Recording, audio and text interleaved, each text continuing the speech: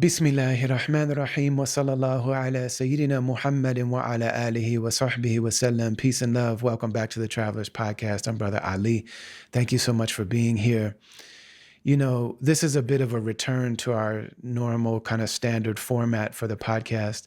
I record this podcast from our new home, my family's new home in Istanbul, Turkey. We just got word that we've been given permission to live here for another year. So if you've been praying for us and sending us well wishes, thank you very much. We're really elated to be able to stay here. But Istanbul, Turkey is located right in between Ukraine and Palestine. We're just a short flight from both. And so when this recent round of just atrocities started about 4 weeks or so ago in Palestine, I took a break from our standard format because it just didn't feel right to get back on the mic with my super dope guests and start talking about music and culture. And it's not that art and culture doesn't play a role. It absolutely does. But what my heart felt like what was calling me to do is to turn on the mic and speak from the heart as myself and directly, just to be able to share with you one-on-one. And so I did 4 episodes, and I'm just kind of looking at them here so I can remember them. But I did one initially called Prayer of the Oppressed, and that dealt with one Muslim reflecting on what the Islamic tradition offers us by way of the revelation and the examples of the Prophet Muhammad, peace be upon him, and the history of our tradition. Just what it tells us about the human condition and our proclivity as human beings to oppress, and what oppression really means, and the cycles, the cyclical nature that oppression often kind of takes on. I did another episode called Seeking Self, Inside and Out. And with this one, I was talking about the idea of empathy and what it would really mean for white Americans to see themselves in the Palestinian people and struggle. So what would the analogy be? And so I started to imagine and think about, well, what would it mean and what would it look like if the international community said First Nations people, Native Americans, Indigenous people, American Indians have had such a tremendous nightmare in what's now called North America.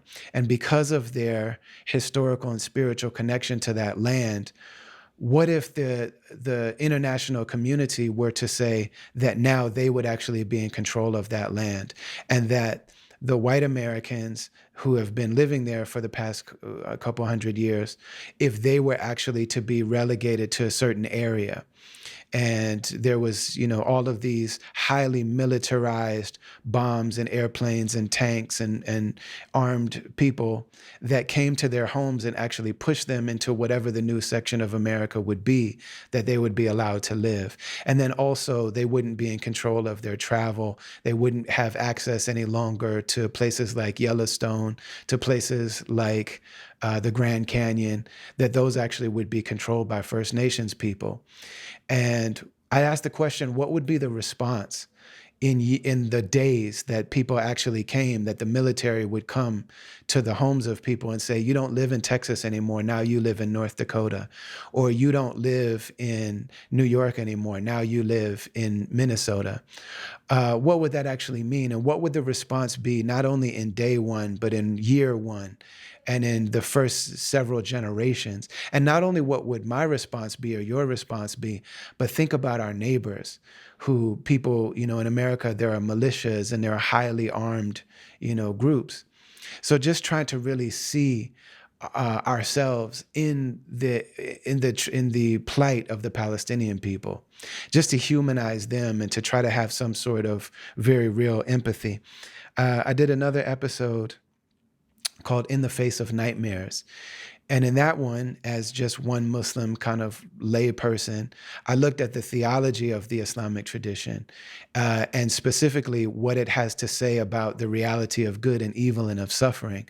A lot of times people ask the question, if God is all good and God is all powerful, why is there so much evil that happens in the world? Why do people suffer so much? And it's a good question. And it's one that I've really appreciated the Islamic theological tradition for helping to gain clarity and hold on to sanity in the face of nightmares. So there's an episode called In the Face of Nightmares where I do that. The last episode that we did last week is called Love is the Currency. And I talked about, from myself, from my heart, what it means for me to be a person who, my experience is really unique. And there's almost nobody that has my exact identity as an albino Muslim independent hip hop artist who was born to white parents, raised in Black communities. And now my fan base is all over the world. My listeners are all over the world. People who relate to me, that I speak from my heart to their hearts. I bond with them. I do life with them. I genuinely love them. And love is my currency. Love is what has taught me to be who I am. And oftentimes, when I relate that kind of love to people, they feel it and they register it. But when that love also extends to people that are on the opposite ends of conflicts that they find themselves on, suddenly it's not valid anymore. So just what it means to be in love and burning with love and have a deep, resounding care and concern for all people, and how that oftentimes works. So those have been our past 4 episodes. I feel good about those episodes, and I would encourage, if you haven't had a chance to check those out, if those feel like they might be of value to you, go back and listen to those. Also, I want to point out, there's a podcast called Diffused Congruence. This is a podcast that's done not by professional podcasters necessarily, but there's a man named Pervez Ahmed who is a part of the, I would say, traditionalist Muslim community in America. And he and his various co-hosts have interviewed a lot of people in the like kind of traditionalist Sunni community in America. There's 141 episodes. I'm one of the guests on that podcast. The guests are really diverse and they're really great. The newest episode of that podcast is dealing with the historical narrative of the Palestinian people. History in and of itself is a narrative, and all history is told from someone's perspective. No matter how much we seek to try to tell the entire story, there's always going to be an element of personal narrative. And what's so important in humanizing people, in understanding and recognizing someone's full humanity, is to know what is their narrative of history. And so the newest episode of Diffused Congruence is about contextualizing and really historicizing the Palestinian people. So often their story is told in the moment, that you see, some sort of conflict that they've had, and then their narrative starts there. So no matter how you feel about what's going on in Palestine right now, I would really encourage people to go back and listen to that episode. It's the newest episode of Diffused Congruence. This week on the podcast, I'm really, really blessed to welcome our dear brother, Kareem, that we know as Lowkey. Lowkey is one of the hip hop artists that I know that's absolutely legendary, that's beloved, that's respected. He's a person from the UK. His parents I believe his mother is Iraqi, British, and his father is British. And he was raised in and around communities that are poor, that are marginalized, that are experiencing Islamophobia and racism. And he has a lot of trauma in his life. He also is a tremendous hip hop artist in the grand tradition of people like Chuck D and KRS-One and Queen Latifah, these people, and X-Clan and Brand Nubian, and like these people that really speak from the perspective of liberation. And I would say on through the time now in my generation of people like Immortal Technique and Boots Riley and Bamboo, De Pistola, and of Rocky Rivera and Killer Mike and LP, all of these artists that seek to really tell truth, but also are educators and organizers and political activists and people that are able to mobilize people. You're going to hear, I just want to also provide a little clarity and maybe context around one of the things that our brother Lowkey will talk about, which is the fact that there was a historic fire in London in an area that in America we would call the projects. This is housing that was designed and built specifically for low income people, communities that are going to be mostly Black and brown, people of color. A lot of them are, Muslim immigrants, and people from the different parts of the British Empire that moved there. And there was a tremendous fire that really illustrated the lovelessness, the carelessness, the view of the British system that just shows, and white supremacy and colonialism in general, that really denies and robs the humanity of the people that they've colonized and the people that inhabit the places where white supremacist, colonial kind of settler occupying forces have when they go into these places. That, like, we want the resources, we want the land, and the people there are just kind of secondary.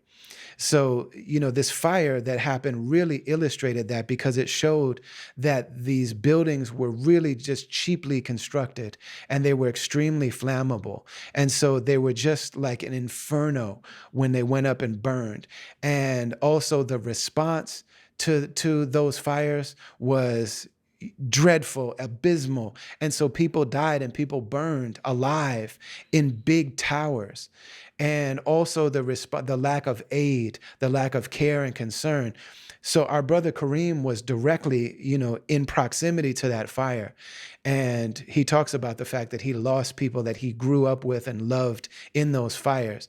And he uses a term when he talks about that experience for himself, and he says that radicalized me.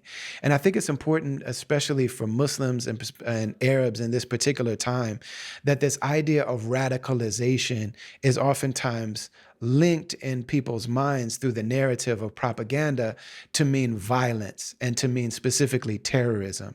So just thinking about, what is violence and what is terrorism and what is it to be radicalized? Violence is something that's utilized by people all over the world throughout history. Any kind of military reality and military presence and military campaign is essentially for violence, because it's understood that throughout history, people either assert their will or defend themselves in the realm of military combat, in the realm of violence. When people start to talk about terrorism, they're talking about a specific type of violence that's used intentionally, oftentimes against civilian populations, to incite fear and to use fear. That's why they call it terrorism. And it's interesting that there was a Western writer named Peter Ustinov who said that terrorism is the war of the poor and warfare is the terrorism of the rich. That oftentimes when countries have a lot of resources and they've got the backing of what they call the international community, they got money and guns and bombs and tanks and planes and drones and surveillance, that oftentimes that is just seen as warfare. But that is used as terror, because civilians are killed oftentimes in mass numbers. A lot of times they use this highly technological stuff to wipe out entire populations. So he says war or terrorism is the war of the poor, and war is the terrorism of the rich. And so people that don't have access to all those things and their voices aren't heard, their protesting isn't heard, their military systems are oftentimes, thwarted, that a lot of times they'll act out in what people call terrorism. But oftentimes the view of the world and the mass media of the West will oftentimes call one of those war and the other one terror. But what our brother Kareem mentioned here, and Kareem has not been associated, Lowkey has not been associated with any sort of violence in any way. But rather, he is a thinker, an educator, a spokesperson, a culture worker, an artist, an organizer, an activist, somebody who speaks truth to power in really amazing and beautiful ways, and very precise ways, and very well-measured, disciplined ways. When Kareem talks about being radicalized, I think that should be seen in the context of Western political landscape. So a lot of times in the West, there'll be this idea that there's conservative and then there's progressive or liberal. Conservative, the idea of being a conservative means that this feeling or this sense that our society back in the day was good and that it was functioning and that it was working. And what we need to do is to hold on to our values, to hold on to our culture, to hold on to the principles that make us who we are. And the trouble that we're having now is because we've lost that. So this idea of wanting to return to the greatness of our past, and that if we could just reconnect with who we are at our core identity, then we could get it together. On the other side of that, on the political left, you have what some would refer to as liberals, meaning that we need to be liberated from the confines of our limited worldview. So instead of going back to what we had, we need to liberate ourselves and each other from the limiting worldview that we had in the past, so that our old ways of being had certain limitations within them that we need to liberate ourselves from. And then also some would have the idea of being progressive, meaning that we have a starting point, and what we're going to do is make incremental progress within the system that we have. So that's the standard kind of right and left. Um, then we also have the radical left. And the radical left basically says that it's not only mistakes or ways that we've gone off track in our current systems and structures, but that the problem itself is it's baked into the structure itself. And so rather than trying to make progress within those structures, rather than trying to reform those structures, that we actually need to replace them. And so radical change deals with changing the basic foundation of the way that our societies are set up. It says that the racism, the classism, et cetera, is built into and baked into, that the system isn't broken when it's unjust. The system is actually built that way. It's operating the way that it's supposed to. So you're going to hear our brother Lowkey talk about being radicalized. And especially in this climate, I wanted to give some context to that. That doesn't necessarily mean any particular strategy, and it certainly doesn't refer to violence or terrorism. Even though when people talk about radicals, especially for Arab Muslim men, that's a lot of times what they're referring to. But radicalism in this particular sense says that this society itself, that it's not that we're going to look at one particular institution or one particular incident or one particular person, but we're really going to look at the structure of society as a whole and look at radically reimagining that. So that's what we're talking about here. Normally we play our bumper music, and we're not really in the habit of playing people's music or bits and pieces of their lectures or interviews or something like that. But I wanted to share some of that here, because Lowkey is somebody that, when he goes on tour, there are clubs packed full of people in different generations that are singing his words, that didn't feel heard or didn't feel seen until his music and the way that he represents until he came along. And so in those clubs, you're going to hear, especially, there's a song called Terrorist, where he's asking the question, who's really a terrorist? If for example, you can, build these buildings that are, cinder boxes that can just go up and burn entire groups of people, who's really a terrorist? And if you know that there's a fire going on and you don't respond, and then people have been through these catastrophes and you don't care for them and you don't feed them and clothe them and house them, who's really a terrorist? And there's another song that he has called Ahmed, where he talks about life as a refugee through the eyes of one particular young person. And so we're going to weave those through. Instead of our regular bumpers, we're going to share some of that, just so that you get that context. We're also going to share clips from Lowkey's presentation with Piers Morgan, his interview with Piers Morgan. And what you'll hear and see, and one of the things that I'm so grateful to our brother Lowkey for showing and modeling for us, is his really intense discipline. There's a lot of genuine, righteous, human indignation and anger that people feel. And one of the things that makes Lowkey so special is that, he's a personal trainer. He's somebody that, works in martial arts. He's somebody that also he's a tremendously disciplined person. And so both in his music and in his speaking and educating, and also in those moments where he's being interviewed by people who have all sorts of sneaky tactics and push different narratives, he is able to be profoundly disciplined and measured and precise. And so I'm just very grateful to be able to share this conversation with our brother Lowkey. We're brought to you, as always, by the Zakat Foundation, and we are brought to you by BetterHelp, and we'll talk about those in a moment. Enjoy this episode and this conversation of the Travelers Podcast with our brother Lowkey.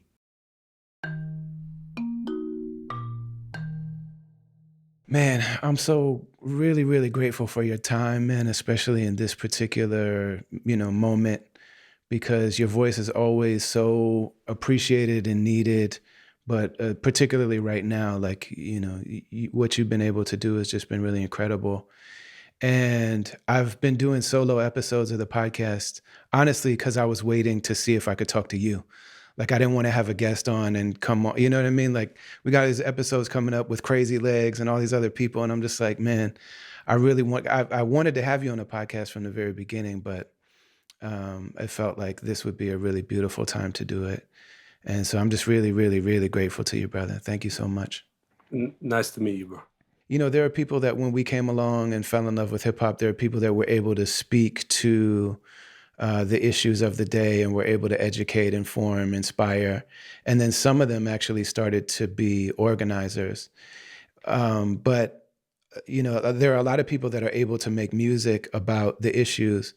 There's a really unique category of people that have very, very real power within the music and their truth telling in the music. And then also are educators, organizers, activists. And in that category of people, I mean, you're absolutely one of the most genuine and thank you, brother. Really like legendary, just towering figures, man. There with Immortal Technique and Boots Riley and Bamboo and Rocky Rivera and like the people that are, and Alcala and like really, in that genuine thing. So man, again, it's really, really profound. So most of the people I'm friends with are people that, like, if you know who they are, they're an absolute legend. You might have their words tattooed on your body, you know what I'm saying? But outside of that group, there are going to be a lot of people that aren't even hip yet, you know what I mean?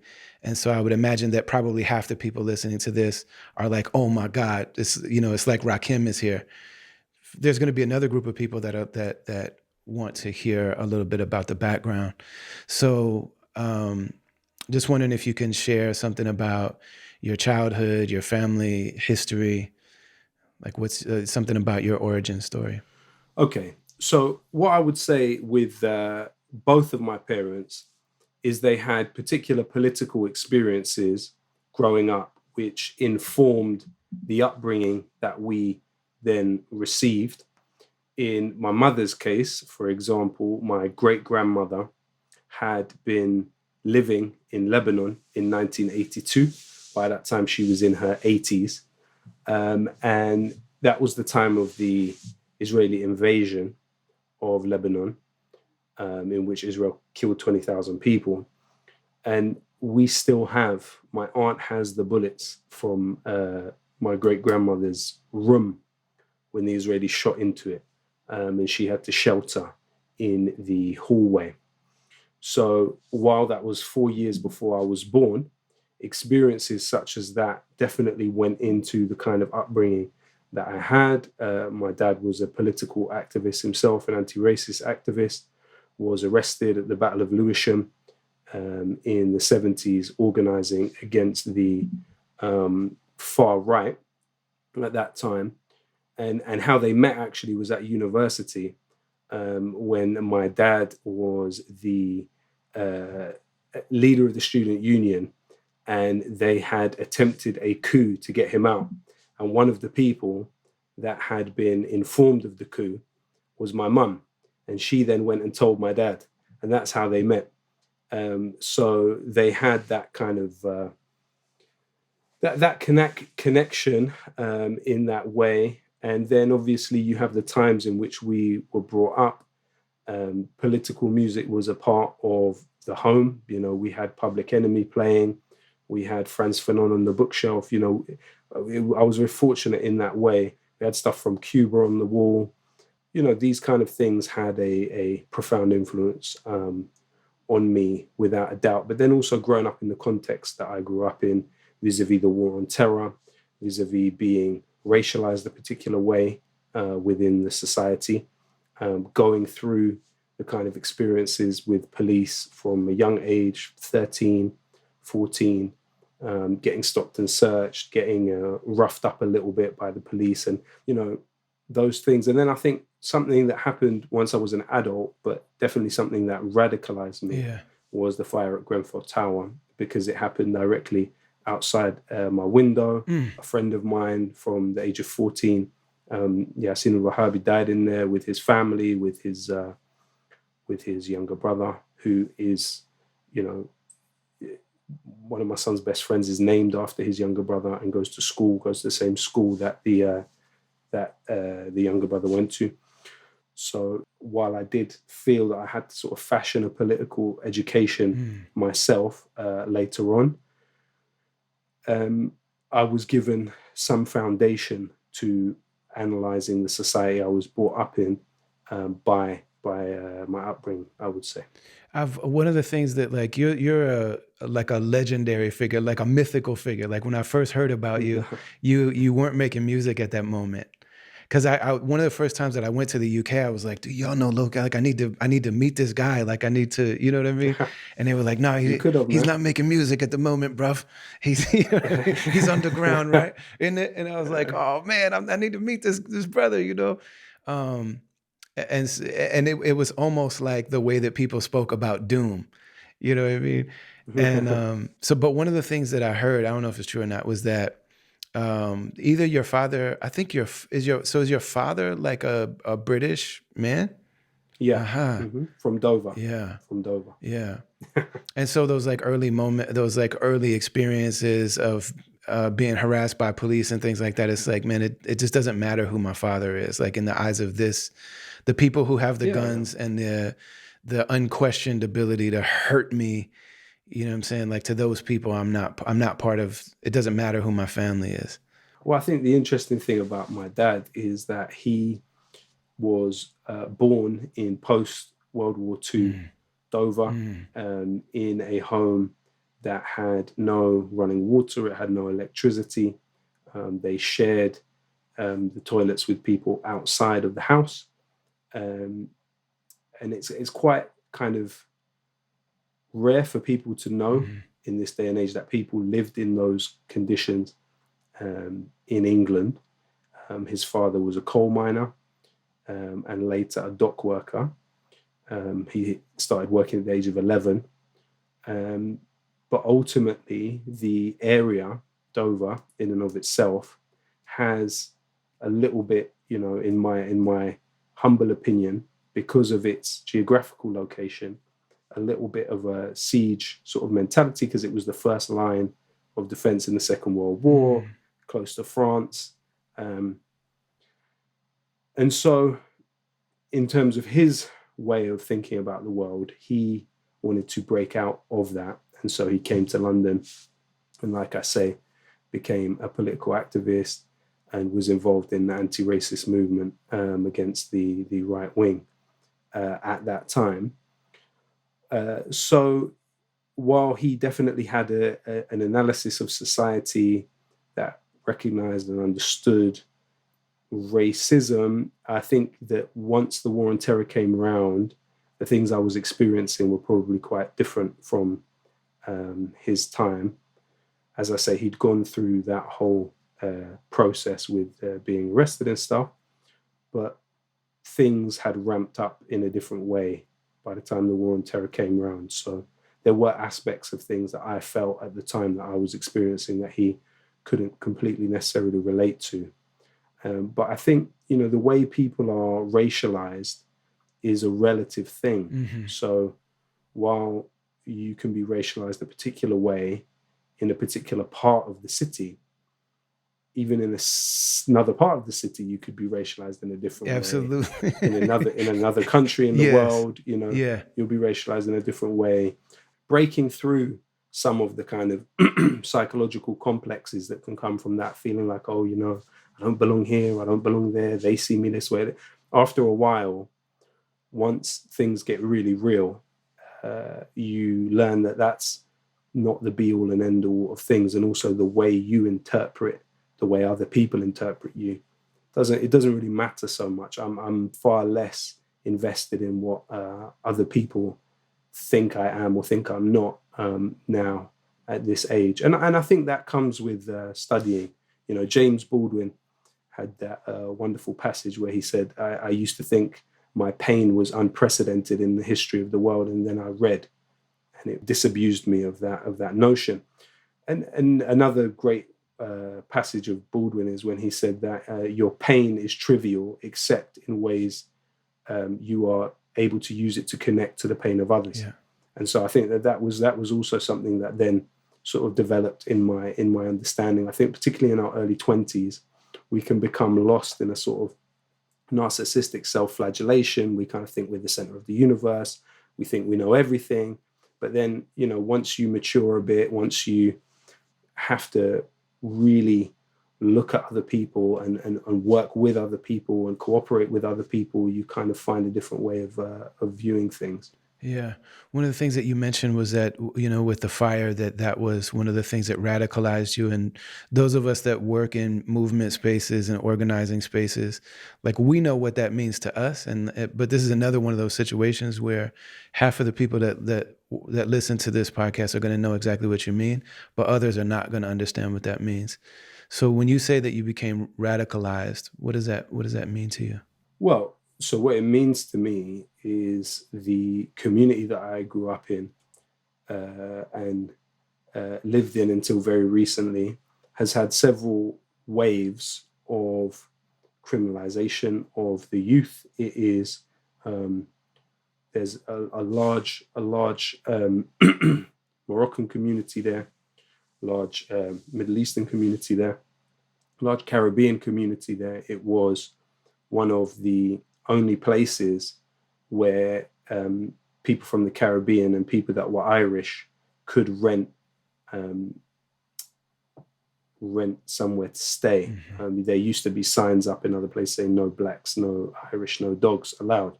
But Ladbroke Grove, which is the area I'm talking about, was a place where people came from the Caribbean. The Windrush, according to the 1947 British Nationality Act, these people were not immigrants. They were people practicing their birthright, which was to move within the British Empire. So they were British citizens.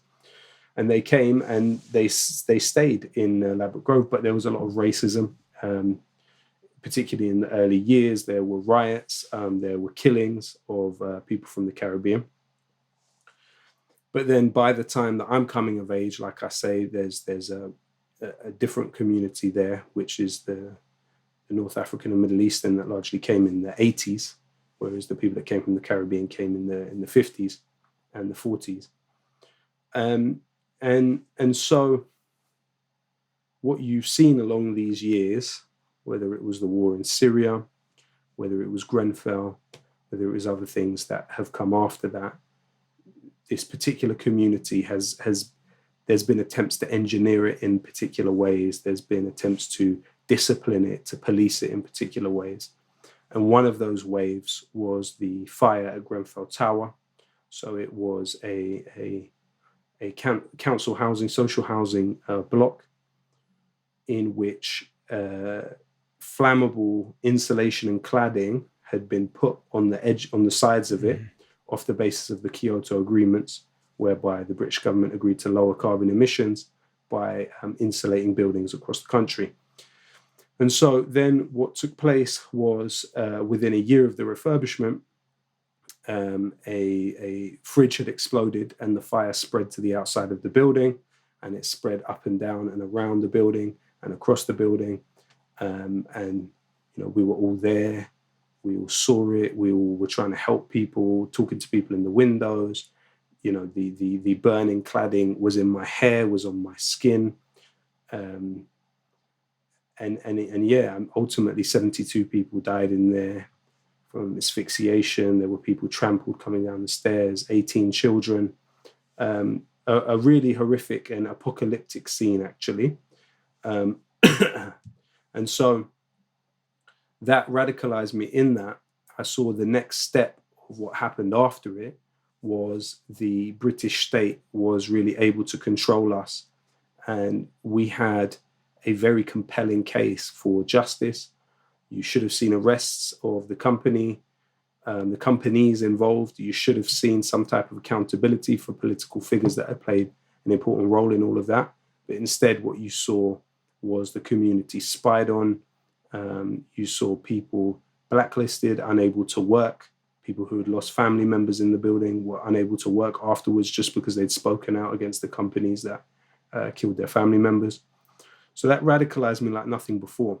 And obviously that was after the point where you're talking about, where you knew of me, where I had been through arrest, where I'd been wanted by the police at one point. This was during my rap career. But the situation with Grenfell, I think, radicalized me even further, because I realized that things are far more sophisticated in terms of controlling populations in our country than I had thought of before. And I saw it up close, and I was sort of involved in it to some extent. So it broke my heart in many ways, and I think definitely informed the sort of cynicism about the way political activity, the space that exists for political activity. We have a very, very narrow and well-managed political system with great PR, but essentially the space within which you have to change policies is almost non-existent, I would say. Yeah. And so, I mean, I think, there's so many people that are, like you're saying, are trained to view things in a certain way.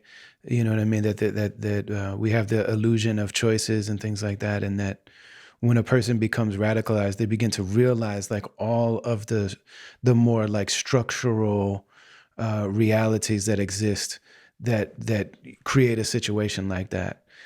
Absolutely.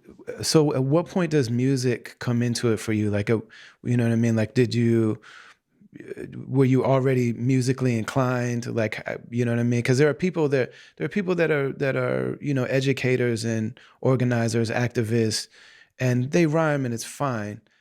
But in terms of like your pedigree as an MC, like you're nice, like you're the real thing, which is Thank you. extremely Me rare. It's too. like, like the people I mentioned, you and Technique and Boots Riley, a very few number of people that are that. So I'm wondering, like, was rhyming something that you always had as part of your life?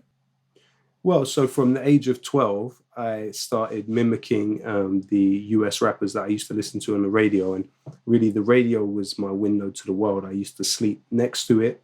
And I used to listen to the football matches, and then listen to the rap show, and then listen to the economics programs in the morning, because I'd leave the radio on and it would turn over to this program about economics or global politics. So I'd sort of acquire this quite strange lexicon.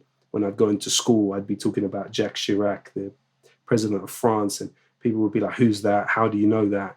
And I was quite young and sort of a little bit, precocious in that way, because of my exposure to this kind of different type of language.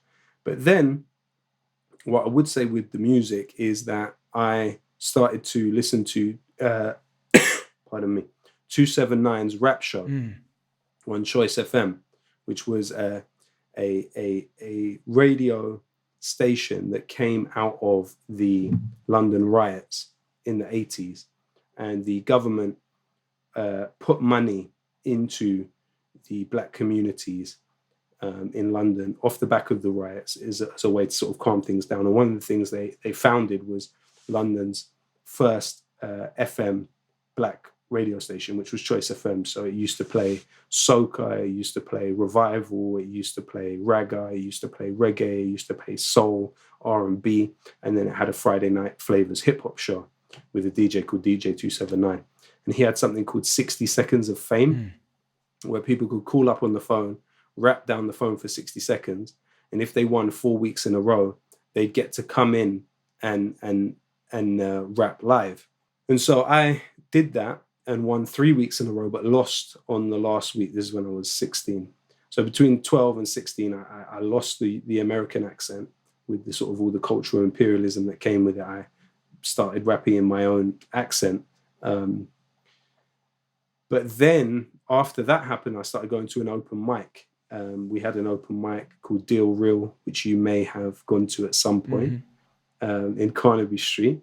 And so we'd battle there. First time I went there, I developed a reputation in my college for rapping and sort of battling people. And so a friend of mine said, you've got to come to the open mic. So I went to the open mic. And first time I went, I said, oh, my name's Lowkey. The host was like, oh, there's another guy called Lowkey. I was like, okay, I need to battle him for the name. So I battled him and I won. So then I kept the name and I sort of kept going and going and going.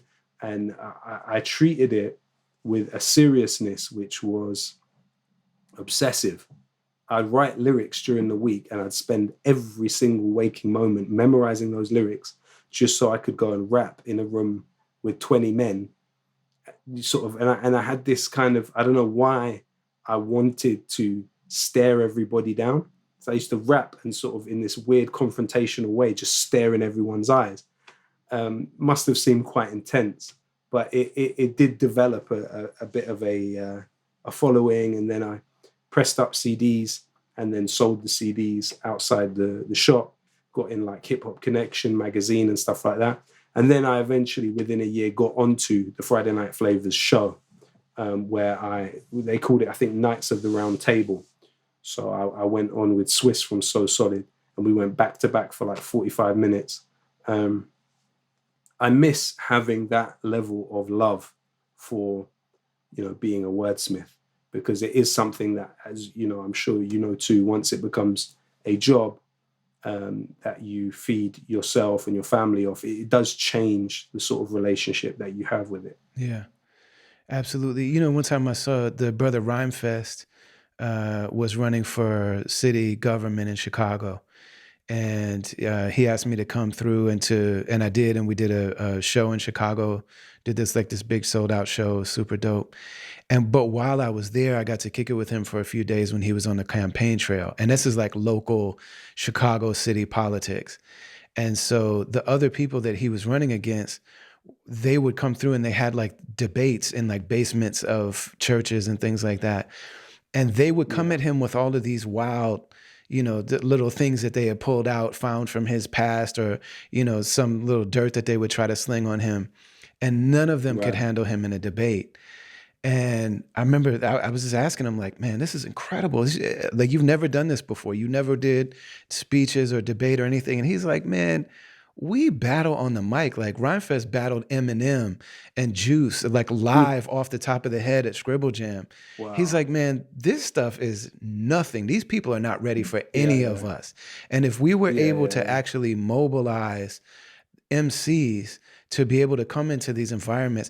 And brother, when I watch you, and especially knowing something about your story and how passionate it is for real, and how visceral and embodied it is for you, like your ability to maintain absolute focus, calm, so that you are able to be a precision, like a marksman with your words. The way that people try to derail you, like I'm talking about like very high level journalists that talk to people who are pundits for a living. In my mind, I'm looking at you and I'm like, man, that's that MC training. You know what I mean? Like this man is able to control himself, his body, regulate his reactions. You know what I mean? So how much of that is directly related to MCing? Or was it that, something else in your personality, some other type of discipline that you brought into the MCing as well? Thank you, bro. That's very kind. And I think partly it's definitely down to the MCing. I think also partly it's down to martial arts. I've studied a few different martial arts, but the main one that I've stayed on is Nampai Chon, form of Shaolin Kung Fu, which I've studied for, I would say, 11, 12 years. And so doing that, I think, has helped train my nervous system to remain calm in kind of high, intense situations. But also, what I would say has contributed to that is having a clarity about what the political purpose of what this person is doing. You know, that's something that I didn't have in those days when I was rapping before, and I went through the arrest and stuff like that in 2012. I wasn't able to fully understand what the political purpose of what was being done to me was. I didn't see myself as part of a larger movement. I saw myself as just me. I was kind of in that, I would say, narcissistic stage where I'm sort of focusing on my own pain and what I'm going through. But I wasn't saying, okay, so what I think you may be referring to is the recent interview I had with Piers Morgan. And in it, I think the reason why I was able to stay focused with him was because I knew what he was going to do. And I also knew what the purpose of what he was doing was. He was essentially trying to expel me outside the realms of rationality. He was trying to delegitimize me. He was trying to sort of depict me as somehow morally inferior. But why was he doing that? He was doing that to discredit a whole group of people that number around 12 million, their legitimate aspirations. So once you understand that, okay, this is why they're trying to do it, you kind of focus a little bit less on the form it comes in, because you just understand, well, this is what he's going to do. This is the function of this. You know, we exist at a time where, unfortunately, if you are speaking up for Palestinian rights, or you're speaking up on major points that are digressing from the mainstream elite narrative, the majority of interview requests you'll get will essentially be setups and traps to try and sort of harm you in some way, and in some cases actually ruin your life. That's the reality of where we are as a society, is that these mainstream media platforms, they want to ruin the life of young people that speak out in particular ways. And, you know, by now I'm old enough to have kind of learned a little bit, I would say. Yeah.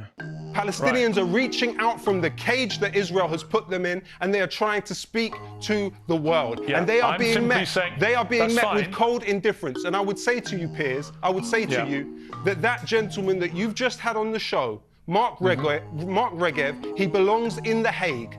David Petraeus, you know, Piers, you made your reputation as opposing the invasion of Iraq. Well, I would ask you, journalist to journalist, how could you justify the interview you just gave to the head of US forces in that illegal occupation of Iraq that David Petraeus led? He was then the head of the CIA. Both of the individuals that you have just had on this show deserve to be in The Hague, tried for war crimes. I am not anything like them. I have not hurt a fly. Those two men have. Why are they given the respectability that you gave them with your interview? And why am I interrogated as if I am somehow someone that could hurt a human being?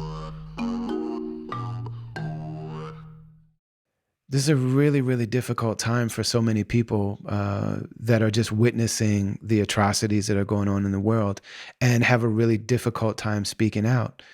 There are people that are losing their jobs for reposting other people's stories on Instagram, or for reposting stuff on TikTok, or for retweeting things. I mean, literally, there are people that are losing their jobs.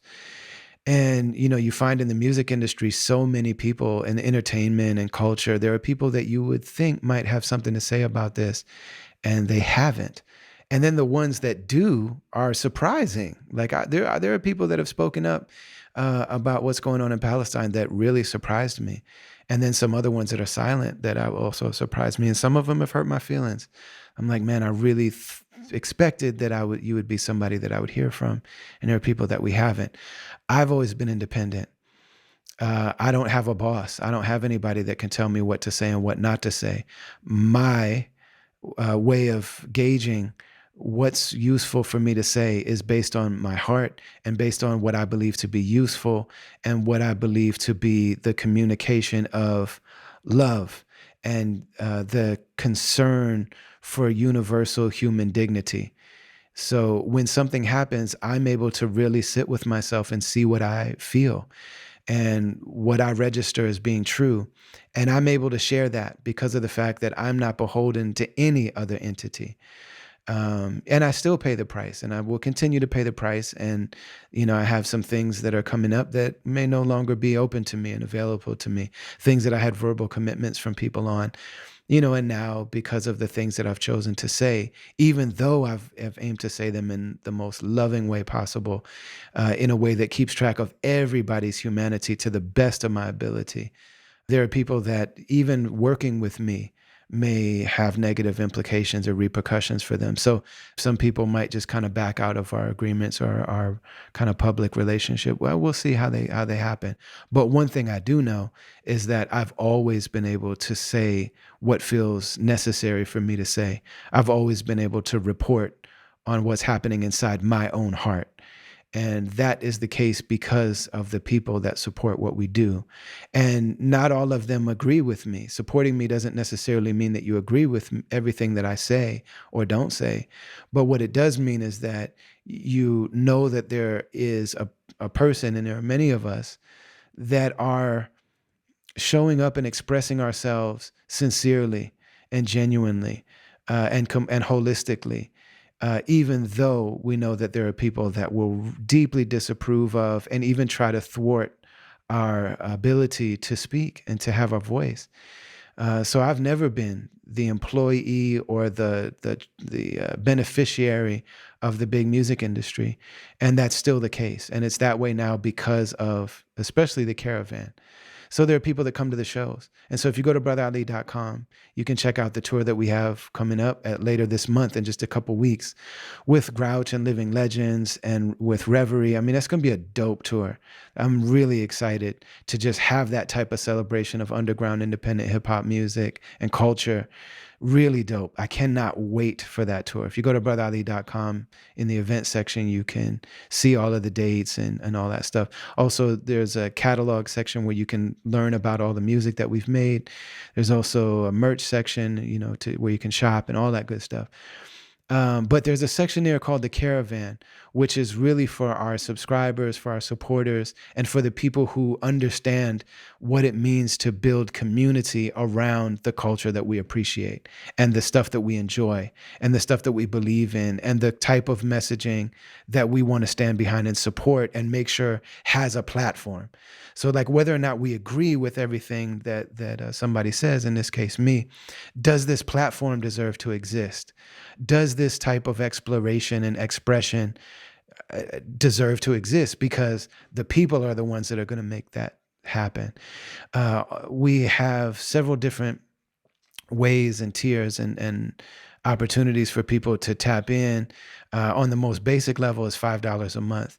And we've got all type of stuff up there. This kind of growing catalog of rare and exclusive stuff.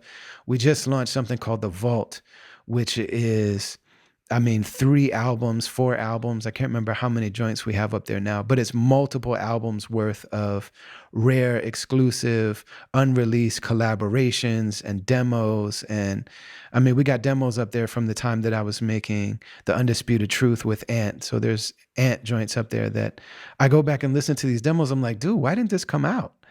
Like, this song is amazing. It's incredible. And it really encapsulates the mood and the vibe of Undisputed Truth and the Us album and that stuff that we were doing during that time. I've got joints on there with Jake One that haven't been released before. And we add to it all the time. There are more songs come in that I come across things and I'm like, oh man, I did this folk song collaboration with Chastity Brown from the Twin Cities. I don't even know if this got heard. It's not on DSPs. All right, I'm about to upload this thing. There's live concert footage. There's like entire shows, you know what I mean? There are some really embarrassing radio ads that I did before my first album came out. We have oral history of some of the projects up there. It's just really dope content that I'm happy to share. That's just not for everybody, but I'm really happy to share with the people that support. So that's the basic level. And we have a couple tiers, but on that top level, which we call the trailblazers, because we're travelers. This whole thing is about being travelers on a caravan, that we're moving through life together. That top level, are people that come in for $100 a month. And that's not a small amount. But what we do in there is we really build community. I mean, first of all, like whenever we release something, those people get first access to it. And a lot of times we just hook them up and just gift it to them for free. But also there's a Slack channel there where we're communicating with each other and really sharing life together. There's people in there from different walks of life that wouldn't know each other if it wasn't for this group.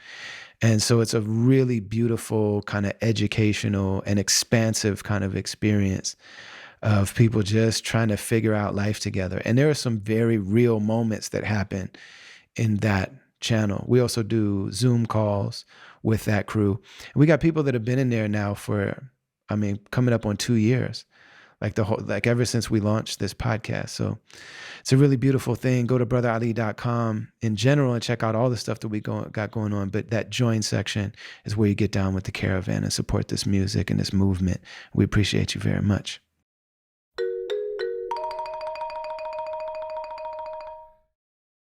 I think that for, like I said, a lot of the people that I talk to, if you're not aware of them, you might not realize that when an artist like yourself has a show or a tour, just like the overwhelming just celebration that is for so many people who feel otherwise voiceless. You know what I mean? Like entire communities that come out for you, multi-generation. I mean, just what it means to people, but then also the sheer numbers of people that come out for you and support you and what you mean to them, and tattoo your words on their body and have your like what you're doing means so much to them. Normally if somebody garners that type of following and like deep response on their own, the music industry, the entertainment industry is normally going to want to get in on that. And that doesn't happen for people like yourself and Immortal Technique and me and others. Yeah. You know what I mean? But first, I just really want to hear from you. Like if you could share with me and the people that are listening, the type of impact that your music alone has had on people and what that response is. Well, I mean, I imagine you're similar in that when I go on tour, what I try and do is meet and greet at the end of every show. Mm. It's definitely, without a doubt, the best part of touring, because you are connecting with people. People are sharing with you the way they feel about your music. You're kind of seeing the way that you've had some presence in this person's mind. Mm-hmm. And that's like a really special thing. And I think music is an interesting thing because people interpret it in all types of different ways, and it occupies a very interesting place in people's subconscious. And so you sort of learn a little bit about that. And so, yeah, I would say that's definitely the best part of touring, and people do say absolutely lovely, wonderful stuff. There's sometimes I just think is not deserved, really, because you've written something at a certain space and time. Talib Kweli has a lyric, he goes, what are you going to do when you have to face the manifestation of the words that you put in space? And you put those words into space and let go of them, but then they become somebody else's present, mm-hmm. even though you did it 12 years ago. And they kind of, the words cycle around in someone's head. It's the same with me. Pieces of music I've listened to, the words will sort of move around in my head and different significance will be placed on them. So yeah, I mean, connecting with people in that way has been wonderful. And especially when you're dealing with these subjects that affect people in a very visceral way, you do get quite a passionate response sometimes. Yeah. Did you ever have moments where maybe you were courted by the music industry? You know what I mean? Were there ever times that it seemed like it might be possible for you to partner with a larger platform? Yeah, once or twice, but they never followed through. And whether that was because of something I did, I don't know. But generally, I think it's the kind of the subject matter. I've never been sued by anyone, but I can sort of understand why a big company might look at some of the things I've said and think, "Ooh, that could open us up to legal problems with quite powerful people, so we wouldn't want to do that." So, I can see how and why that would happen. But, the big three are currently working on projects to put us all out of jobs because they want to create artificial intelligence to create music, and sort of algorithmatize people's taste in music. The project exists. You know, you can look it up. It's a joint project between Universal and YouTube. They're working on it now. Doesn't mean it will be that easy. It doesn't mean we won't have anywhere to fit in, but it would probably mean they would have to share less of the money. Also, you got to remember, like, so tech came towards the end of the Napster MP3 period, and then I came just when it was ending. But that period was a golden age because the big three were losing their monopoly on things. And then the YouTube sort of Facebook era was good when it was less ideologically disciplined in terms of the algorithm. You could have songs like Uncle Sam Goddamn, songs like My One Terrorist. These songs could go viral quite easily. Whereas I think now it would be a little bit harder for that type of material and that type of subject matter to spread as far and wide as that and get that level of distribution. Yeah, it's amazing because like you don't always realize, like it's not always made known to the artist when these decisions are being made. You know what I mean? But usually there's something that'll happen that will give us some sort of indication. You know what I'm saying? Like I was, Absolutely. when Uncle Sam Goddamn came out, I was supposed to go on this big tour sponsored by, you know, big sponsors and things like that. And then Uncle Sam Goddamn went viral. And I mean, we were just told very specifically that I think Fox News had gone after Akon. Like Akon had a dance contest, and the young lady that won it ended up being underage, and she was the daughter of some political figure. And so Fox News thought that was the worst thing that had ever happened in the history of human rights. And so they found that Akon was on tour and it was being sponsored by Verizon Wireless. And Verizon Wireless was supposed to sponsor this upcoming tour that I was doing with, you know, these big, like, popular rappers. And so they dropped Akon and they came to us and said, like, we just can't do it because if they find Uncle Sam Goddamn, then we're gonna be in trouble for everything that you've said on this song. So like there was moments where you know it, but I mean, really you see that, I mean, forever, like anybody that's able to garner the type of, you know, like you go on tour and the shows are sold out, like city after city, you know what I mean? And everybody in the audience, like I've seen the footage of it. I still haven't been able to be there, but I've seen the footage of it, and not, you know, from other people sending me, you know what I'm saying? Amir Rahman or somebody is like, yo, you got to see this. And it's like him sending me a clip. And it's you putting the microphone down during the chorus of your song, and like I'm getting goosebumps, but it's 1,200 people in a room singing every word, and it's just you on stage in a t-shirt, you know what I mean? And it's like, man, every time that happens normally, I mean, best believe the people that are trying to put $1 million budgets behind people to see if they can get their music to catch on, when it happens organically like that, you know, there are people that's, you know, major $1 million livelihood is based on finding those people and then helping elevate them.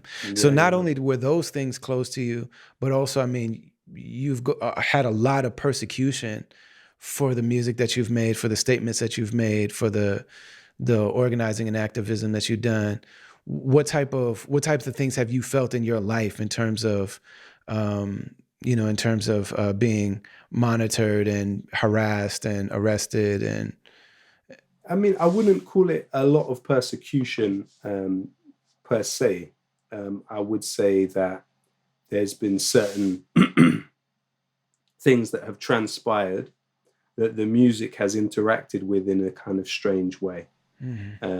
So, you know, there was the situation where in 2010, students were demonstrating against the increase in tuition fees.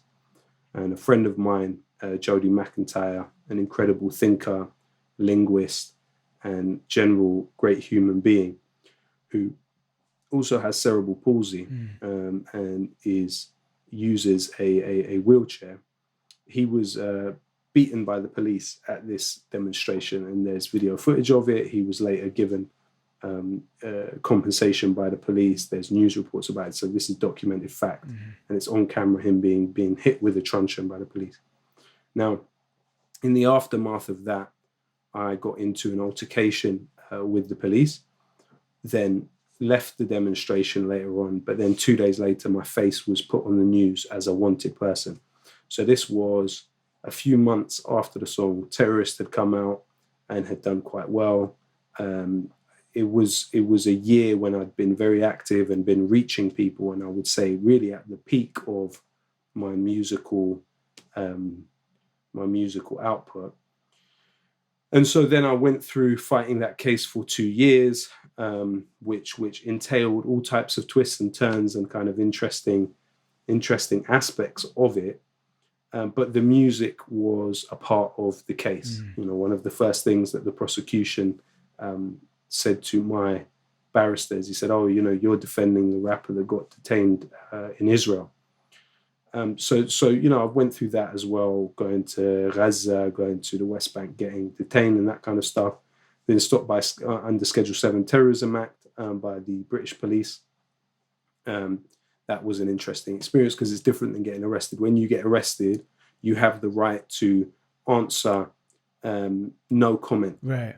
Whereas under Schedule 7, you are legally required to answer everything that's asked of you. So I'm certain that had something to do with my music. Yeah. Then, you know, through each phase of Western foreign policy, there's been a different thing that's sort of been. So when the Syria stuff came and this affected my community massively, nobody in my area doesn't know somebody that went to Syria. Because at one point they were doing so with the encouragement of state actors. This is the truth. You know, it was their response to seeing massive human suffering there.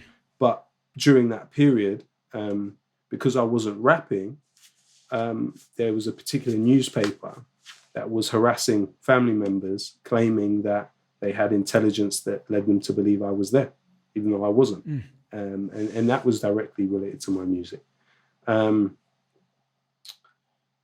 There's been many different incidents around that kind of stuff. You know, getting cancelled at the last minute from going on Tim Westwood's rap show, for example, because they think I'm going to say something about 9/11. You know, it's just the structure of the society that we live in and the way the British establishment is able to assert its dominance, really. But I would say, you know, I can't come to the United States, for instance. My travel to the US is not authorized by the US government. Don't know why. You know, these are things that you should expect when you're making the kind of music I make, and also been lucky enough, like yourself, to reach millions of people. You know, if you're able to do that with a subversive message, there will be consequences. You know, you shouldn't make a decision like that if you are not prepared for those consequences. And I think the point I got to, which was possibly the best point, is when I was prepared to go through anything. When I lost the fear. When I still had the fear, then I'm trying to preserve a space of safety. But I think one of the things that Grenfell showed me is that there's no space of safety. So you have to, especially when you've gone as far in as I've gone, you have to accept that there could be an eventuality that you wouldn't like, but that's life. I didn't expect to live to this age at certain points in my life. I certainly didn't expect to have reached the amount of people that I've been able to reach in my life. So I'm happy, you know, with whatever happens. Yeah, it's really similar. Like in you know, in the US we have the like counterterrorism, you know what I mean, the Homeland Security. And it's very similar, especially when you're traveling, you know, like they can hold you and question you and search you, and like none of those normal laws under a normal like criminal investigation, none of those things apply. I mean, the difference with you guys is they have more of the entrapment stuff. They had it to some extent with us, but it's less. Whereas with you guys, the FBI entrapment of Muslims in order to convict them on terrorism is a hundreds of millions of dollars industry. and it's a daily thing in the Muslim community. Yeah. Whereas we don't have that. We have an engineering of the community which aims to soften the edges and calm us down. But more here, it's more about containment rather than entrapment. Yeah. So it's about kind of co-opting people and getting them jobs that basically putting them on a treadmill. Whereas in the US, it's about turning them into an economic unit within the prison system, which can generate profit for these particular private interests. Yeah.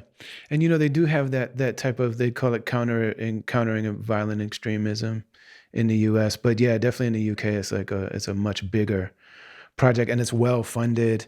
And I mean, they for Muslim artists, like there's all these, flowery programs that you can be a part of, and they'll take good care of you and everything else. But then once you start digging into where is this money actually coming from, and what's the narrative that, you know what I mean? And they do not tell you up front. Absolutely. So I've had all these amazing, these dope invitations. I'm like, oh, this is crazy. This is like an Islamic organization that's inviting me to come out and all, and just asking a few questions, and you realize the people that have just been taken out of the process of even just basic truth telling, by being funded. Is that's incredible. It's a shame. Yeah, it's a shame. Yeah. Yes. I had the FBI come to my house once on my birthday. Wow. And my daughters were home and banged on the door and things like that. They came the first time when I was out. I was taking one of the baby girls to the doctor. And my daughter was maybe 11 at that time. And she's not supposed to answer the door while I'm out. Right. But I came home and she said, I'm so sorry. She was crying. She's like, I hope I'm not in trouble. I thought they were going to knock the door down. They were banging so hard. Right. And then they came back later that day and, took me out of my house and all of this stuff. Amazing. And the first question is always, are you speaking to me because you think that I have done anything violent or I encouraged anybody to do violence? Or are you just here because I'm a Muslim and I make music about ideas that you don't like? Are we talking about violence or are we talking about music? Yeah. Because one of them you have no evidence. The other one you have all the evidence. So what are you asking me about? It's all in the music. It's all in the messaging of everything. Wow. And then of course those questions about, well, what did you do when you were in this place? Right. And what, you know what I mean? When you went to Lebanon, what did you do? Yeah. Legal things. It's legal to go to Lebanon, and I did legal things there. Yeah. Well, where did you stay? In legal places. Who did you see? Human beings that are legal for me to, you know what I mean? Like, what are we talking about? Yeah, man. It's wild. Yeah. So during the time that you had officially stopped rhyming, was there a transition that you needed to make in terms of, like how are you still going to be able to continue to have your message be heard and to be of service in the way that you are? What was that transition for you? I got a qualification as an English teacher. I got a qualification as a personal trainer. I got a master's, and I also was involved in an organization called London to Calais. And what we would do was work with lawyers in London who were working pro bono and organize convoys to Calais, a camp in Calais, where refugees that were coming out of mainly Afghanistan, Syria, Sudan, Iraq were settled and trying to get into Britain. Because at that time, Britain was still part of the European Union. So you had something called the the Dublin Amendment, which would allow a person to claim for refuge in one EU country from another one if they had a first-degree relative there. So people in France could claim for refuge in England because they had a first-degree relative in England. And so we went and built the cases for the lawyers. So people that could speak languages, we had people that could speak Pashtun, people that could speak Farsi, people that could speak Arabic, and I was one of the people that could speak Arabic to the level which was good enough to translate the information that was then required for us to feed back to the lawyers in London, and then the lawyers would look through all of the documents that we had and say, okay, and mainly at that time they wanted to get minors, so because it was a stronger case. And so I did all the translation for 4 cases. We won 3 out of those cases. And so that was the kind of stuff I was doing. But then, and that was why I made the song Ahmed when I came back in 2016, was because I was then, and this is the kind of ironic part of it, is there was a demonstration in Dover against people, because Dover has this mentality in this place, and also it's neglected in many ways. These ideas have traction there. And so you had people protesting against refugees in Dover. And we were there one time when we were on the way back from France. And I felt, wow, how can I do something that can reach some more people? Because what I'm doing now is tiny, like in comparison to what I was doing before. And what I was doing before was reaching millions of people. Now I'm reaching, I'm able to work on this stuff, and it makes a difference, but it doesn't make the kind of difference that I could make. So that's when I made the song Ahmed and did that, yeah. Ahmed could have been a doctor, lawyer or an engineer, could have been a superstar, but his life ended here. Guess he was a shooting star, burned bright and disappeared. To some he seems to represent a menace in this hemisphere. Let me hear, make the very essence of this message clear. He was precious, many die like him every year. Ahmed was a victim of resentment and relentless fear. Now his soul surfs the waves, I wish we could have kept him here. The sea, it holds our secrets. The sea, it holds his soul. The sea, it holds our secrets. The sea, it holds his soul. We've been rocking from day one on the Travelers Podcast with Zakat Foundation. Z-A-K-A-T is the pillar in Islam where Muslims give back and share what we've been blessed to have.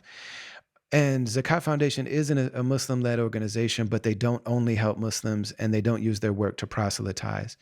And so often when these things come up in the world, these big calamities, whether it's the earthquake in Syria and Turkey, whether it's the situation that popped off in Ukraine, and now this absolute nightmare that's happening in Gaza and Philistine and Palestine, over and over and over again. Before being so connected with the Zakat Foundation, I remember when stuff happened, a tsunami or a flood or an earthquake, I would be scrambling to try to figure out what can I do? Do I even have a little bit of money that I can share with these people that I'm just seeing this footage of them suffering? But how do I know which organization to give to? Who can you trust? How do you know that the aid is actually going to reach the people? I haven't had extensive relationships with any of these orgs, but the one that I've worked with the closest is the Zakat Foundation. And I know what their philosophy is. I know what their intention is. I know the way that they seek to work with people on the ground and let them be in the driver's seat. And a lot of these places, they're already on the ground. And so, Zakat Foundation was already doing tremendous humanitarian work in Palestine.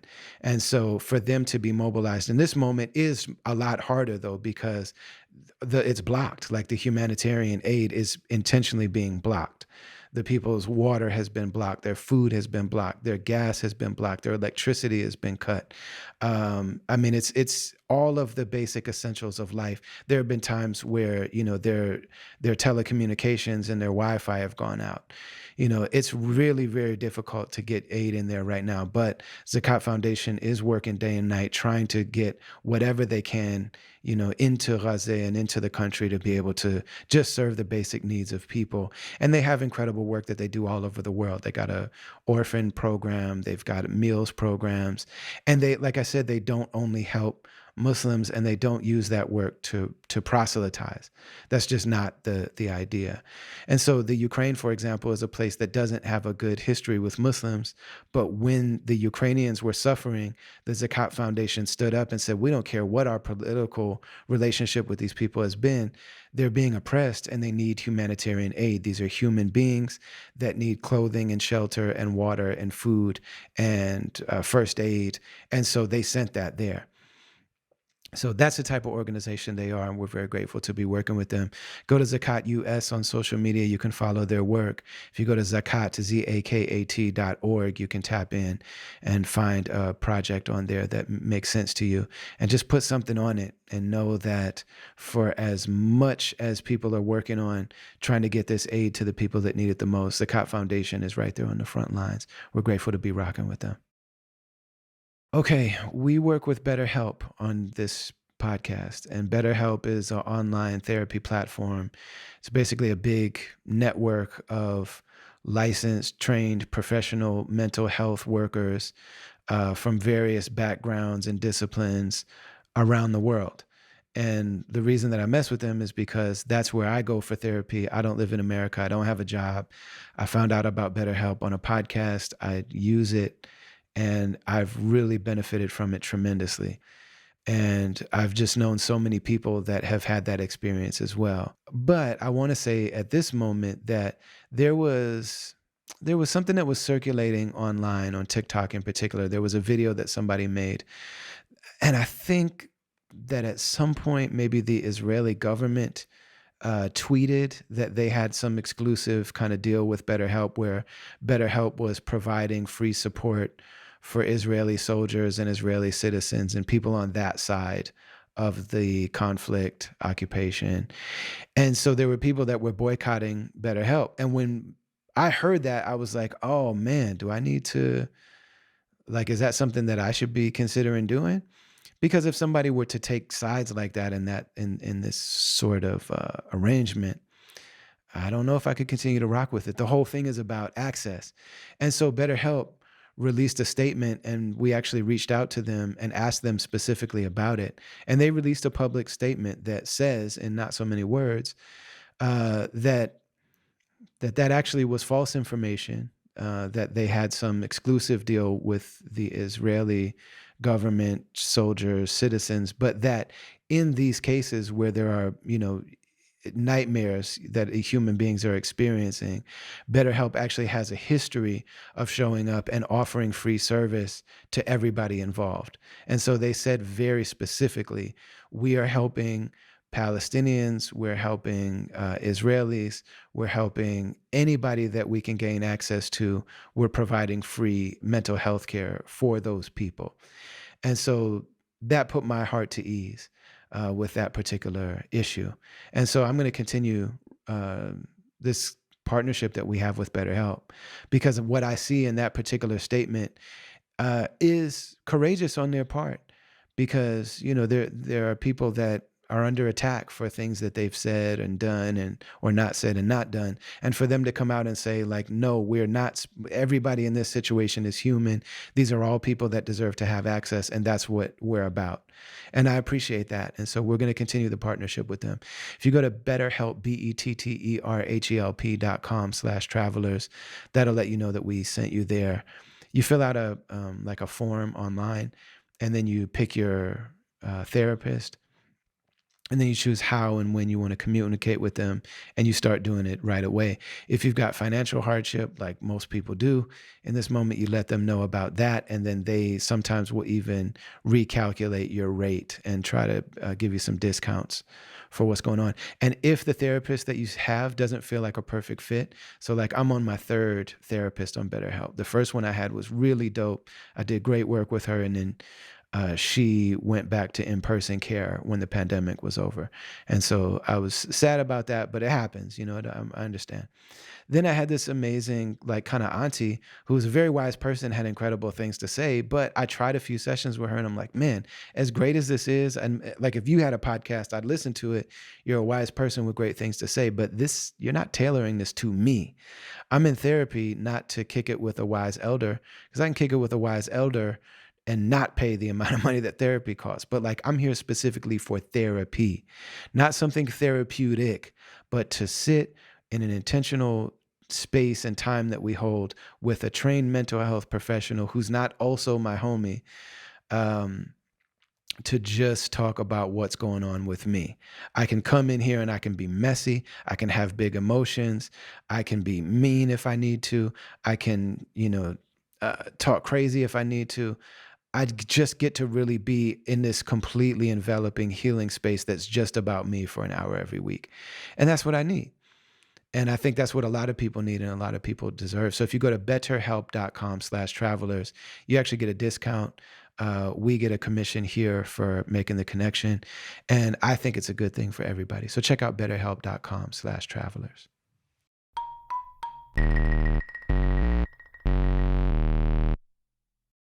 The occupation of Palestine has obviously been a point of conversation. You know, it goes in and out of the dominant public conversation. But to me, it feels like there's something different now. It feels like there's a shift. It feels like there's a shift happening with people outside. So, I mean, anybody that's connected to the Arab world, anybody that's connected to the Muslim world, and not even those two, but anybody who has an understanding of what it's like to be on the other side of Western white supremacist colonial settler projects. You know, like you see that countries like Colombia will just get on board right away. You know what I mean? But it also feels like people that are kind of in the dominant Western culture, especially among younger people, feels like maybe it's related to social media.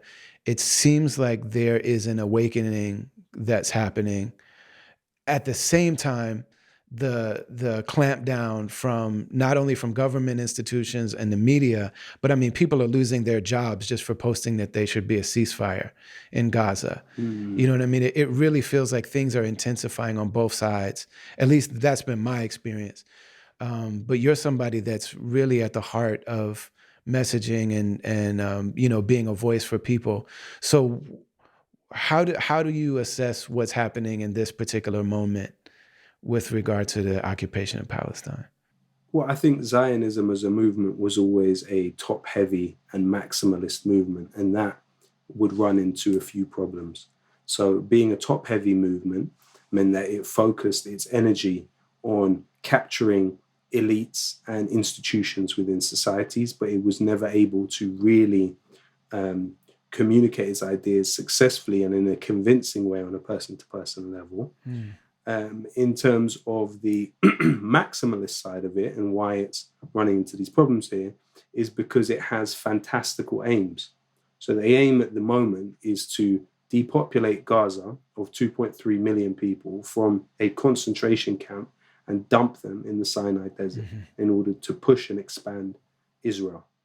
Now, that's going to be extremely difficult. And that's why you're seeing, certainly in our lifetime, like I said with my great-grandmother, the invasion of Lebanon, they killed 20,000 people. We haven't seen a type of military escapade like that by the Israelis in my lifetime. So this is the largest thus far and will be the largest as in what I've seen. Now, the reason that it's having to do that, Israel, is because it's trying to compel these people to leave. And it's a bigger population displacement that it wants than was achieved in the Nakba of 1948. It's more than double the amount of people, almost 3 times the amount of people that were forcibly displaced in the Nakba. Israel is trying to displace outside of Palestine now. So it's extremely dramatic. And like I say, it's top heavy and it's maximalist. And that's a difficult sell, not to the elites of the world, but to the people. And, you know, there's very few issues that could receive this level of mobilization around the world in loads of different countries at the same time. The closest thing to it was the Iraq War, which was more obviously, but think of another cause. Think of another issue that could compel this many people to take to the streets and protest in the way they have across the world recently. It just hasn't happened. So, like I say, Israel has fantastical aims and is trying to achieve them through moving the Palestinian people, but I don't believe that will be successful.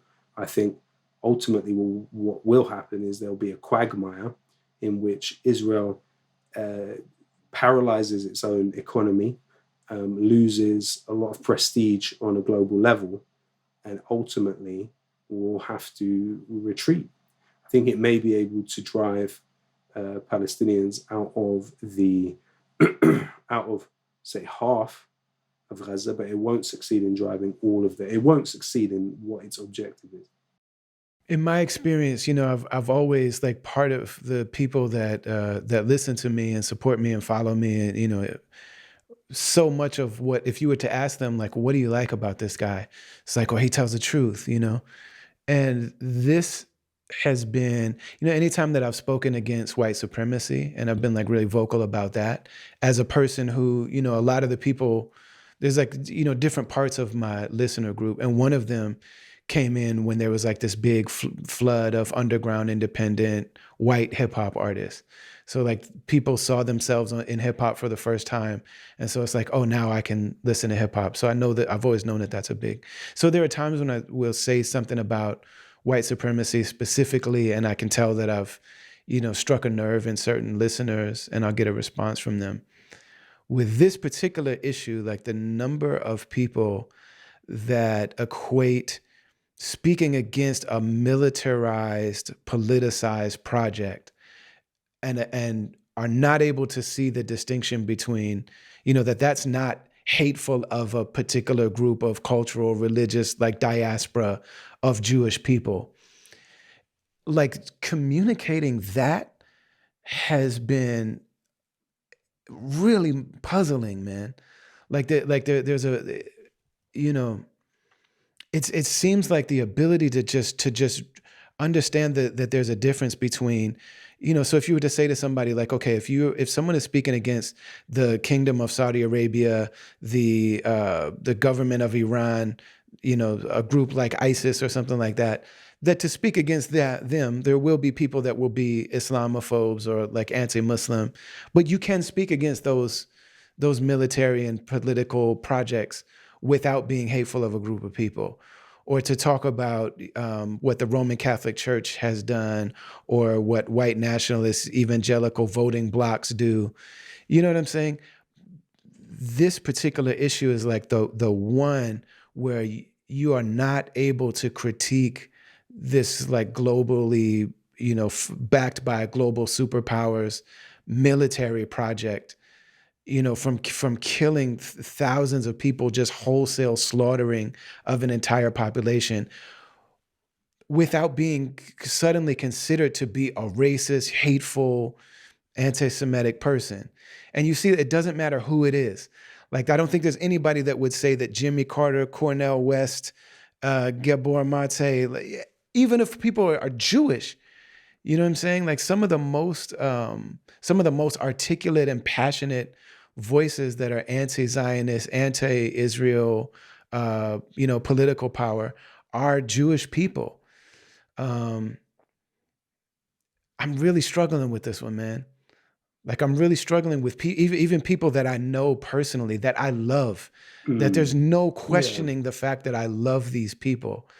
I just feel this, like, sense from them that it's very, like, so I guess I'm just asking you, man, as brother to brother, like, how can you speak to this? Well, I would say that if we were to suppose that anti-Zionism was anti-Semitism, we would have to look at the man who is credited with coining the phrase Zionism, Nathan Birnbaum. He was a peer of Theodor Herzl, founder of Zionism. Nathan Birnbaum became an anti-Zionist. So in this imagining that anti-Zionism is anti-Semitism, are they saying that the very man that coined the phrase Zionism and was one of the earliest Zionists is somehow an anti-Semite? If we were then also to think about the fact that there is only around 6 million Jewish people that have Israeli citizenship, right?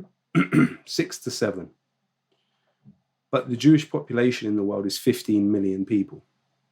So therefore, a majority of Jewish people do not have Israeli citizenship. Why should the minority that do define the majority that don't?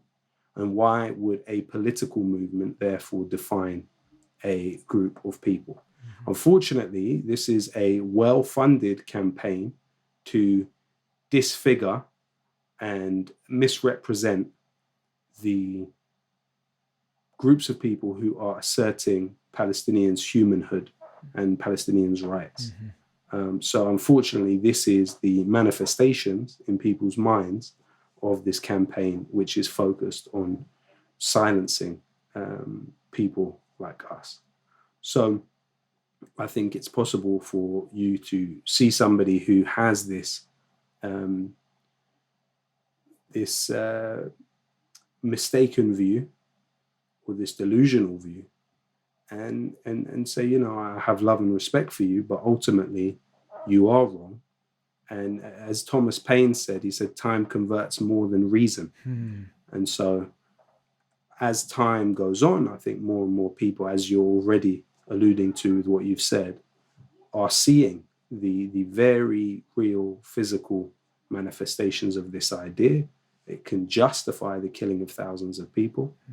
And so ultimately, with time, I do believe that more and more people will become aware of what exactly it is we're dealing with there.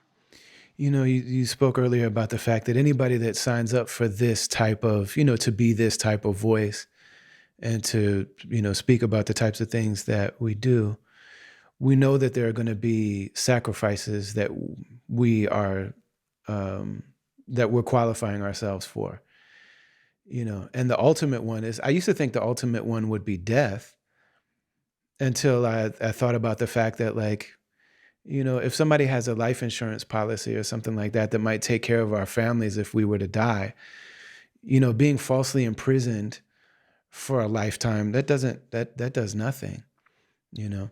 And even being around, you know, the daughters of Malcolm X, or, you know, great people that have been martyred, and everybody comes to them and it's like, well, we have so much respect for you. We love you so much. And that does matter to them. But also their father was gone. Also their mother raised them without. So, you know, death is one thing. False imprisonment is another thing. Those are things that I've definitely come up against, the very real possibility of both of them. And I'm okay with that. Like, to be honest, you know, like, that's something that I think we share. The part that where that the threat of speaking truth actually touches me is in people that I know suddenly thinking that I hate them, or that you know, just speaking the truth about what's happening to the Palestinians and what's been happening to them, and the origins of this, again, a political militarized project.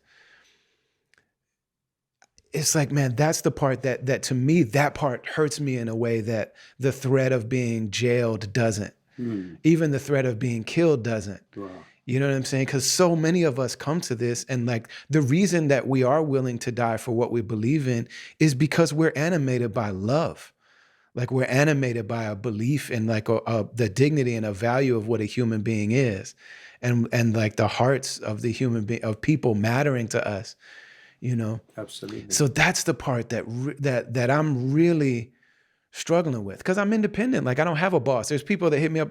You know, this prominent person in hip hop media just hit me up, and I know that he doesn't play my music. I know he's never supported me. I know whatever, but he just hit me up to let me know, like, well, you're spreading anti-Semitism by reposting all of these Jewish voices, and it's like, I know what that is. You know what I mean? This is a threat, and I just was like, you know, I started to write back the DM, like, you know, I don't work for you. You know what I mean? And that's enough. And I ended up not sending it, because I'm like, man, this doesn't even, I'm not even gonna dignify this with a response. But the part that does mess with me, man, is like the currency that we actually deal in is love. And something at, like, that part of being able to strike at that part of the language. You know what I'm saying? To the point where somebody like a Cornel West, or like all of these people, Muhammad Ali, and all of these people that we love, being cast as, you know, hateful human beings because they have the nerve to just talk about the fact that a Palestinian is a human being. Yeah. You know what I'm saying? I don't even know if I'm asking you anything, but I just I just feel like I need to be able to say that to somebody that can understand it. That like, man, that part is messing with me, and it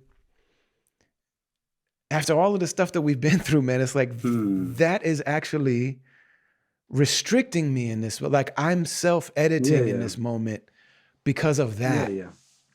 Yeah. Well, I think unfortunately with a situation like this, I think the only option when this is the kind of thing that's aimed at you is having a clarity that says, ultimately, I can still respect this person, but this overrides, this is big enough to override that. Right. And therefore, I'm not going to allow, just because I want to impress upon you something, you don't necessarily have to reflect my attempt to impress it on you. Yeah. Just because I want you to feel a certain way, you don't actually have to go along with that and feel that you actually do have some type of sort of agency over that. So there is a way in which you can say, look, I get it that you're trying to sort of pressure me in this way, because otherwise then they will put more and more pressure, and it just becomes quite difficult. I mean, we've all been through different sort of things like that. But for me, like I say, the most liberated I felt was being able to let go of some of that. Yeah. And it's, and so the people putting pressure, I'm saying that's the part that doesn't bother me at all. Right. Because it's like, man, I don't work for you. I never worked for you. You know what I'm saying? To me, it's more so like there are people who I was able to speak to their heart in a way. Yeah. Like I had access to their heart in a way. Right. That like they would listen to me say things that they might not hear from other people or maybe challenging or something like that. But to speak the truth about this specific issue, I feel like the indoctrination is so deep. It's strong. That it's like, I didn't realize, Brother Ali, I didn't realize you were a hateful person. I didn't realize you were racist. Wow. I didn't realize that you don't care about Jewish people. I didn't realize that, you know what I'm saying? Like suddenly we're cast as people in the hearts in the hearts and minds of people that we otherwise had access to before. Yeah. It's unfair. And of course, I mean, none of that is like none of those things are deterrents. And none of those, none of the things that we as people who are able to speak, like it's nothing in the face of people that are losing their lives and losing their babies and losing, you know what I mean? Entire families that are no longer in the registry and, I just, man, this is the first time I've had a chance to say that to somebody that I know that I could even just vocalize. Like I do find myself editing for those people, not for anybody that holds power in a material sense or in a, in a legal sense, but in an emotional sense. On a heart level, Yeah, I get you. Yeah, man. Well, you've been so generous with your time, brother. There's so many things that I could ask you about and talk to you about, but man, we're grateful for you. When I see you speaking the way that you do and representing the way that you do, I'm just, man, deeply grateful for you and always praying for you. And if there's anything that I could ever do, ideally we'd be close enough to where I wouldn't have to ask you. But if there's anything that we can ever do on this end, man, everything I own and everything I have access to, and it's all yours, man. It's very kind. No, thank you, brother. That's extremely kind, bro. You too, man. I appreciate it. All right, brother. Take good care. Nice one. You too, bro. They calling me a terrorist, like they don't know who the terror is. When they put it on me, I tell them this: I'm all about peace and love. They calling me a terrorist, like they don't know who the terror is. Insulting my intelligence. Oh, how these people judge.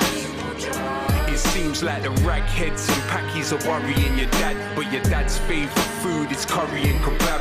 It's funny but it's sad how they make your mummy hurry with her bags, rather read the Sun and study all the facts. Tell me, what's the bigger threat to human society? BAE systems or homemade IED UAVs, remote control drones, killing off human lives, or man with homemade bomb committing suicide. I know you were terrified when you saw the towers fall. It's all terror, but some forms are more powerful. It seems nuts. How could there be such agony when more Israelis die from peanut allergies? It's like the definition didn't never exist. I guess it's all just dependent who your nemesis is. Irrelevant how eloquent the rhetoric peddler is. They're telling fibs. Now tell us who the terrorist They is. calling me a terrorist, like they don't know who the terror is. When they put it on me, I tell them this: I'm all about peace and love. They're calling me a terrorist, like they don't know who the terror is. Insulting my intelligence. Oh, how these people judge. So grateful to our dear brother Lowkey for being so generous with his time and his wisdom and with himself and with his story. Go on all of his social media sites and follow him. Go and search his interviews, look up his music on streaming and social media, and like and share and comment and do anything that we can to support this man and his incredible work. Just very, very grateful to him. Shout out to our sponsors, BetterHelp, and to the Zakat Foundation. Make sure that you like and share and subscribe to this podcast on YouTube and wherever you are experiencing it, the comments, and please share it on social media. It's all really beneficial, and we're very, very grateful. Make sure that you go to brotherali.com, check out all the tour dates that we've got coming up. We're about to jump out on this super dope tour with Living Legends and Reverie. And we've got shows in Colorado for New Year's. We've got a show in January at the Rise Up Music Festival in Florida. A lot of dope things coming up. And we got some new music coming. I can't really share it right now, but we have a lot of new music coming next year. So make sure that you're subscribed and make sure that you got your notifications on, and make sure you come back and circle back and check in with us. Special thanks to Amna Mirza, to Mansour Panawala, to Darian Washington. Special thanks to Last Word and to Mark from Medina Hip Hop, and to my man Ant. Travelers Podcast is produced by BK1, aka Brendan Kelly, and it's a production of Travelers Media. We love you. We'll see you next week, inshallah. Assalamu alaikum wa rahmatullahi wa barakatuh.